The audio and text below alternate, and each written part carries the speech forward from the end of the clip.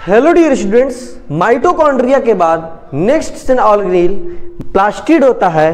Plastid थोड़ा सा बड़ा होता है इन कंपैरिजन टू माइटोकॉन्ड्रिया, इसीलिए ये माइक्रोस्कोप के अंदर आसानी से हमको दिखता है अगर हम माइक्रोस्कोप की हेल्प से इसको देखें।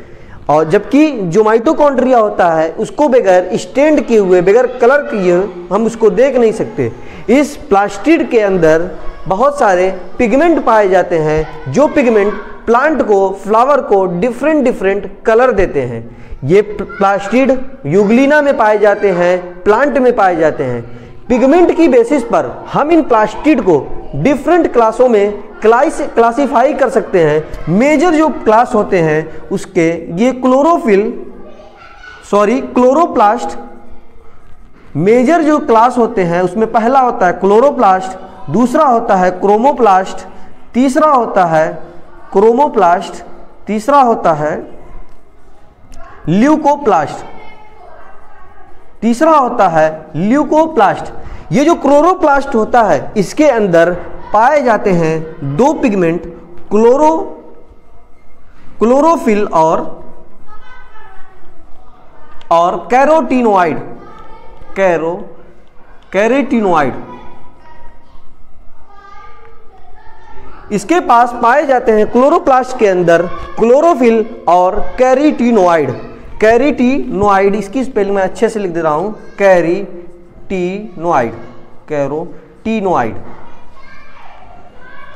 कैरोटीनोइड।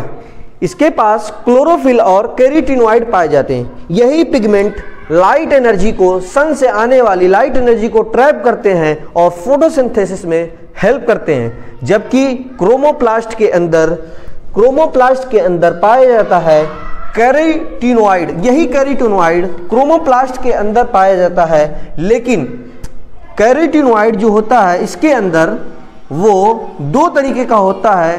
कैरोटीनोइड ये फैट सॉल्युबल होता है। इसमें दो तरीके के होते हैं। कैरोटीनोइड दो तरीके का होता है, एक होता है कैरोटीन, एक होता है ज़ैंथोफिल। एक होता है हमारा ज़ैंथोफिल। ये जो कैरोटीन होता है इसके पास ऑक्सीजन नहीं होता, ये सिर्फ हाइड्रोकार्बन से बना होता है, जबकि इसके पास ऑक्सीजन भी होता है। ये येलो कलर देता है, रेड ग्रीन कलर कैरोटीन देता है। यानी कैरोटीन और ज़ैंथोफिल ये मिलकर प्लांट को येलो, ग्रीन, रेड ये सब कलर देते हैं। जबकि हमारे पास जो लास्ट प्लास्टिड होता है वो होता है ल्यूकोप्लास्ट। ये जो ल्यूकोप्लास्ट होता है ये कलरलेस होता है और स्टोरेज करता है सम न्यूट्रिएंट का। इसमें पाए जाते हैं, ये स्टोरेज करता है क्या, न्यूट्रिएंट का स्टोरेज करता है ल्यूकोप्लास्ट न्यूट्रिएंट का स्टोरेज करता है और ये तीन तरह का होता है। ये कलरलेस भी होता है। ये इसमें होते हैं एमाइलोप्लास्ट,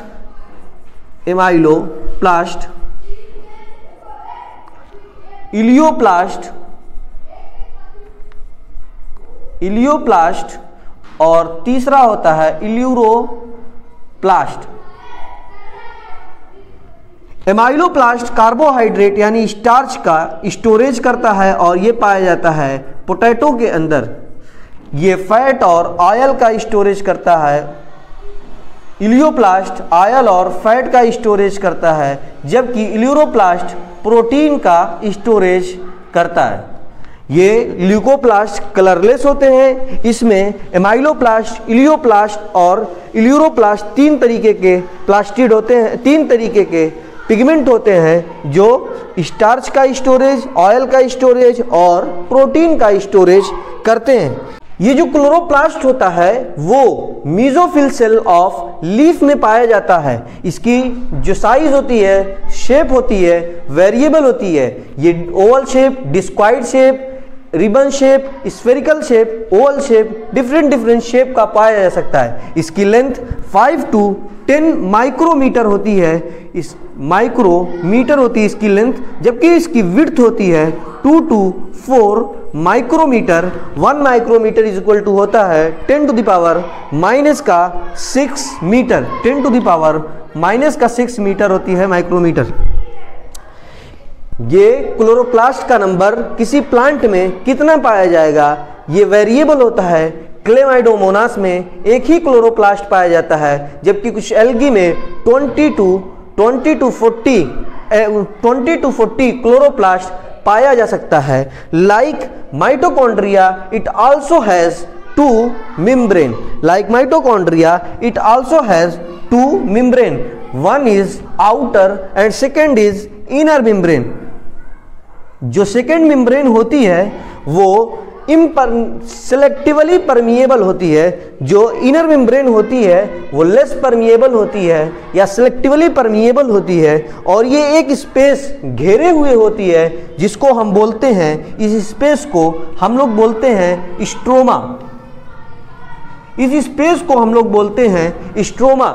इस स्ट्रोमा के अंदर कुछ मेम्ब्रेन बाउंड स्ट्रक्चर पाए जाते हैं जिसको हम लोग बोलते हैं थाइलाकॉइड।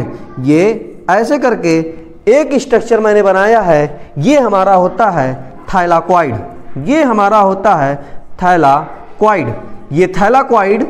ये थाइलाकॉइड मेम्ब्रेनस होता है और एक स्पेस घेरे हुए होता है, उस स्पेस को हम लोग बोलते हैं ल्यूमेन। ये अंदर जो जगह दिख रही है आपको, इसको हम लोग बोलते हैं ल्यूमेन ऑफ थाइलाकॉइड। लेकिन ये थाइलाकॉइड अगर पाइल्स के फॉर्म में हो जाए, इकट्ठा हो जाए, ढेर बना ले ऐसे, तो हम इसको बोलने लगते हैं ग्रेना। ये पूरे को हम लोग अब बोलेंगे ग्रेना, ये पूरे को हम बोलेंगे ग्रेना, इसको हम लोग बोलने लगते हैं ग्रेना। और ये कई सारे इसके अंदर, स्ट्रोमा के अंदर कई सारे ग्रेना पाए जाते हैं। इस ग्रेना को हम लोग इंटीग्रल थाइलाकॉइड भी बोल सकते हैं। इंटीग्रल का मतलब जुड़ा हुआ, थाइलाकॉइड जुड़ के बनाता है integral grana, integral thylakoid, sorry integral thylakoid, यानी थाइलाकॉइड जुड़ गया है, या इसी का दूसरा नाम होता है ग्रेना। और इसके अंदर थाइलाकॉइड के अंदर जो मेम्ब्रेन के अंदर जो स्पेस होती है उसको हम लोग बोलते हैं ल्यूमेन ऑफ थाइलाकॉइड। अब देखिए, थाइलाकॉइड अक्सर दूसरे वाले ग्रेना के थाइलाकॉइड से एक ट्यूब्यूलर स्ट्रक्चर से जुड़ा हुआ होता है, एक ट्यूब्यूलर स्ट्रक्चर से ऐसे करके जुड़ा हुआ होता है। इस स्ट्रक्चर को जो दो थाइलाकॉइड डिफरेंट ग्रेना के थाइलाकॉइड को जोड़े हुए होता है, इसको हम लोग बोलते हैं स्ट्रोमा लैमेली। इसको हम लोग बोलते हैं स्ट्रोमा लैमेली, स्ट्रोमा लैमेली, इसको हम बोलते हैं स्ट्रोमा लैमेली। इस थाइलाकॉइड के अंदर, इस ल्यूमेन के अंदर ये जो पूरा स्ट्रक्चर आपको दिख रहा है बेहद इंपॉर्टेंट होता है। फोटोसिंथेसिस जब आप पढ़ेंगे तो एक बार फिर से जरूरत होगी कि इसको आप रिवाइज करें, अच्छे से पढ़िए, अच्छे से समझिए। बहुत बार स्टूडेंट्स को थाइलाकॉइड क्या है, ग्रेना क्या है, इस समझ में नहीं आता। ऐसे समझिए, अगर आपके पास 10 का एक सिक्का है तो हम उसको बोलेंगे थाइलाकॉइड। 10 के ढेर सारे सिक्के, इतना सारा इकट्ठा कर लीजिए, 10 के ढेर सारे सिक्के इकट्ठा कर लीजिए, उस सिक्के को हम लोग, इकट्ठा हुए सिक्के को हम लोग बोलेंगे ग्रेना।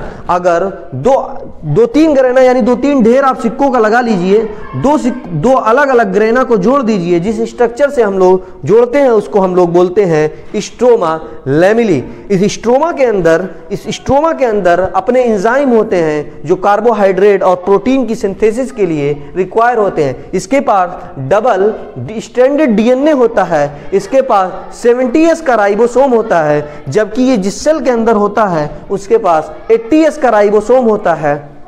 ये जो ल्यूमेन होता है, थाइलाकॉइड का ल्यूमेन, इसी के अंदर क्लोरोफिल प्रेजेंट होता है। जो क्लोरोफिल का पिगमेंट होता है इसी ल्यूमेन के अंदर प्रेजेंट होता है। तो आज हमने प्लास्टिड को देखा। प्लास्टिड ये प्लांट और यूग्लिना में पाए जाते हैं। इनका साइज बड़ा होने की वजह से ये इजीली माइक्रोस्कोप की हेल्प से हम इसको देख सकते हैं। इसमें बहुत सारे पिगमेंट पाए जाते हैं जो कलर देते हैं प्लांट को, फ्लावर को। इसी पिगमेंट की बेसिस पर हम इसको 3 क्लासों में क्लासिफाई कर सकते हैं, क्लोरोप्लास्ट, क्रोमोप्लास्ट और ल्यूकोप्लास्ट। क्लोरोप्लास्ट के अंदर क्लोरोफिल होती है और कैरोटीनॉइड पिगमेंट होता है। जो फोटोसिंथेसिस में लाइट एनर्जी को ट्रैप करते हैं, जबकि क्रोमोप्लास्ट के अंदर कैरोटीनॉइड होता है जो फैट सॉल्युबल होता है। ये दो तरीके का हो सकता है, कैरोटीन और ज़ेंथोफिल। कैरोटीन सिर्फ हाइड्रोकार्बन का बना हुआ होता है, जबकि ज़ेंथोफिल के अंदर ऑक्सीजन भी होते हैं। ये प्लांट को डिफरेंट कलर देते हैं, रेड, ग्रीन, येलो कलर दे सकते हैं। जबकि ल्यूकोप्लास्ट जो होता है ये कलरलेस प्लास्टिड होता है, ये न्यूट्रिएंट का स्टोरेज करता है। ये तीन तरीके का होता है, एमाइलोप्लास्ट जो कार्बोहाइड्रेट का स्टोरेज करता है, स्टार्च का स्टोरेज करता है, ये पोटैटो में पाया जाता है। इलियोप्लास्ट आयल या फैट का स्टोरेज करता है, जबकि इल्यूरोप्लास्ट प्रोटीन का स्टोरेज करता है। Chloroplast, majority of the chloroplast found in mesophyll cell of the leaf. ये डिफरेंट शेप का हो सकता है, ओवल, स्फेरिकल, डिस्क्वाइड, स्फेरिकल भी हो सकता है। इसका लेंथ जो होता है 5 to 10 माइक्रोमीटर होता है, जबकि इसकी विड्थ 2 to 4 माइक्रोमीटर होता है। क्लोरोप्लास्ट एक प्लांट के अंदर कितना पाया जाएगा ये वेरिएबल होता है। ये एक पाया जाता है क्लेमाइडोमोनास में 20 to 40 पाया जाता है एल्गी के अंदर, जबकि इसके पास जैसे माइटोकॉन्ड्रिया में डबल मेम्ब्रेन होती है वैसे ही इसके अंदर डबल मेम्ब्रेन होती है। बाहर वाली ये आउटर मेम्ब्रेन मैंने बना दिया, ये इनर मेम्ब्रेन बना दिया। इनर मेम्ब्रेन एक स्पेस को कवर की होती है जिसको हम बोलते हैं स्ट्रोमा। स्ट्रोमा के अंदर कुछ मेम्ब्रेन बाउंड स्ट्रक्चर पाए जाते हैं। एक स्ट्रक्चर को हम बोलेंगे, ये गोल सा अगर मैंने स्ट्रक्चर बना दिया, इसको बोलेंगे थाइलाक्वाइड। थाइलाक्वाइड मेम्ब्रेनस होता है और एक स्पेस घेरे हुए होता है जिसको हम बोलते हैं ल्यूमेन। इसी ल्यूमेन के अंदर क्लोरोफिल पिगमेंट पाया जाता है। ये थाइलाक्वाइड मिलकर ढेर सारे थाइलाक्वाइड एक स्ट्रक्चर बनाते हैं जिसको हम ग्रेना बोलते हैं। एक क्लोरोप्लास्ट के अंदर बहुत सारे ग्रेना होते हैं, जो एक ग्रेना के थाइलाक्वाइड दूसरे ग्रेना के थाइलाक्वाइड से एक स्ट्रक्चर की हेल्प से जुड़े हुए होते हैं जिसको हम बोलते हैं स्ट्रोमा लैमेली। इस स्ट्रोमा के अंदर बहुत सारे एंजाइम पाए जाते हैं जो प्रोटीन की सिंथेसिस के लिए, कार्बोहाइड्रेट की सिंथेसिस के लिए जरूरी होता है। इस स्ट्रोमा के अंदर स्मॉल डीएनए होता है, डबल स्ट्रैंडेड डीएनए होता है। इसके पास अपना राइबोसोम भी होता है, लेकिन वो 70S का होता है, जबकि ये क्लोरोप्लास्ट जिस सेल के अंदर होगा उसके अंदर जो साइटोप्लाज्म होगा उसमें जो राइबोसोम होगा वो 80S का होगा, ये 70S का, जबकि साइटोप्लाज्मिक राइबोसोम 80S का होता है। इस स्ट्रोमा के अंदर अपने एंजाइम होते हैं। एंजाइम होने की वजह से, इस डीएनए होने की वजह से प्रोटीन और कार्बोहाइड्रेट का सिंथेसिस खुद कर सकता है। इसीलिए माइटोकॉन्ड्रिया की तरह इसको भी हम सेमी इंडिपेंडेंट सेल ऑर्गेनील भी कहते हैं। सेमी इंडिपेंडेंट सेल ऑर्गेनील भी कहते हैं। ये जो क्लोरोप्लास्ट होता है बेहद इंपॉर्टेंट होता है। आप प्लांट फिजियोलॉजी में इसके बारे में एक बार फिर से थोड़ा सा पढ़ेंगे, लेकिन फिर भी आपको यहाँ फिर पढ़ना पड़ेगा, रिवाइज करना पड़ेगा, तभी आपको प्लांट फिजियोलॉजी में फोटोसिंथेसिस पढ़ने में मजा आएगा, अदरवाइज समझ में नहीं आएगा। ठीक है, अच्छे से पढ़िए, खूब दोहरा के पढ़िए, दिल लगा के पढ़िए। ठीक है, थैंक यू।